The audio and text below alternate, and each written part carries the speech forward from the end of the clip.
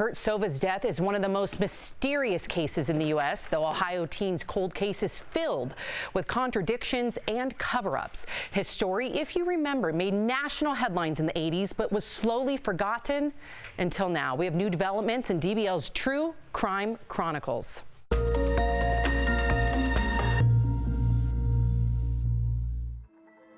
Just 5 miles south of Cleveland, Ohio, lies Newburgh Heights, a tight-knit community of around 2,000 people.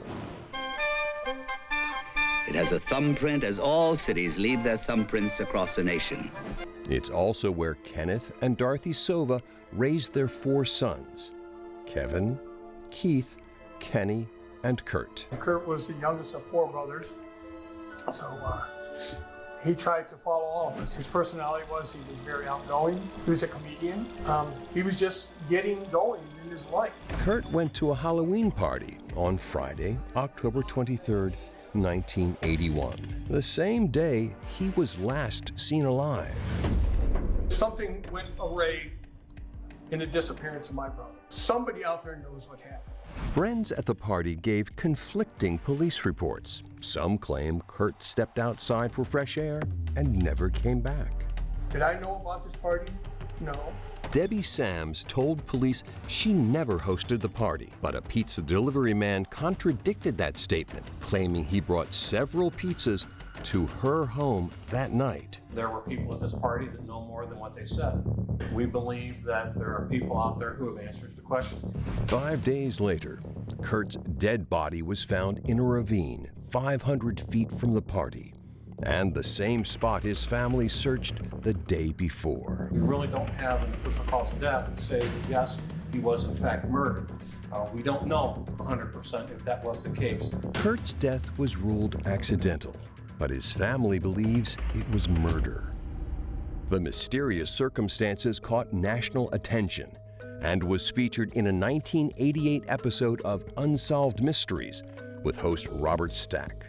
But over time, the story faded, and Kurt's parents were no longer alive to fight for it. The case of Kurt Sova went cold decades ago, but his mother went to her grave, never giving up on hope for justice. 4 decades later, the case is reopening. A true miracle for Kevin Sova, the only surviving family member. At first, I didn't know how to take it. It's been 38 years since my brother died. Was it a hoax? Was it not?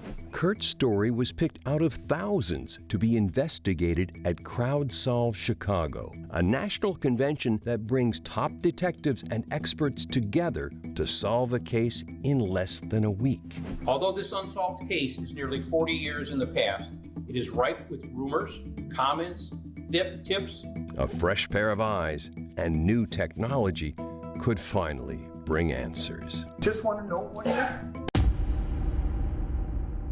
Here in studio is Kevin Sova, the only surviving family member. And Kevin, thank you so much for being here, because I can't even imagine the pain that you have had to endure. I mean, considering that Kurt was your youngest brother, you now have kids of your own. 40 years later, how are you holding up now in 40 years plus compared to when it happened? And do you still have hope? We do have hope. The fact that the investigative team that is involved in this believes that it's a solvable case, that has to give the family hope. We're very optimistic about that.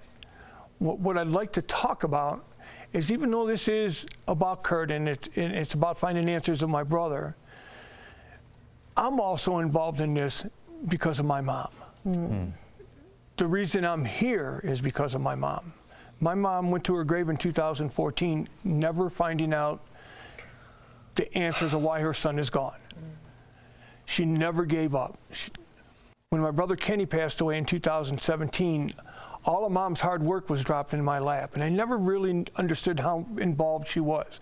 I knew she never gave up looking, but we found boxes of information about anybody my mom talked to for almost 30 some years. And all that information brought forward to the Newburgh Heights Police Department was like finding a pot of gold at the end of the rainbow. like Chief Majoy commented, if my mom was here today, he would probably hire her. Wow. That's, the advocacy of a parent, right? And the pain. Speaking of being a parent, this happened when you were 22. Right. Obviously, you didn't have kids then. You have 3 now. Right. How did that affect you as a father going forward? As I've become more of a mature adult, early on, I wasn't the best father because of the way I lived my life. After Kurt died, our family was tore apart. The 3 remaining brothers had a lot of issues in a lot of different ways. So when I became a dad, I was not the best father figure or the best husband. But I really never understood what my mom and dad went through as far as the pain they went through losing a child.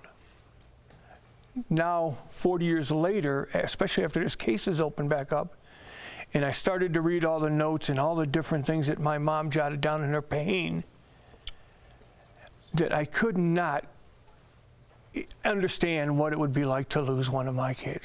Right. Kurt, I just want to say, what's your mother's name? Remind me? Dorothy. Dorothy. This is for Dorothy. I want to ask this for you and Dorothy.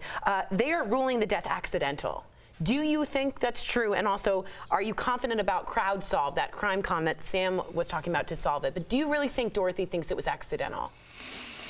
I don't believe it was accidental, but I'm also not 100% sure that somebody purposely murdered him. My honest opinion is Kurt made some bad decisions that night, put himself in a very vulnerable situation, and I feel the people that he was with, or the people that he was with for whatever time he was alive, didn't step forward and do the right things. Oh, gosh.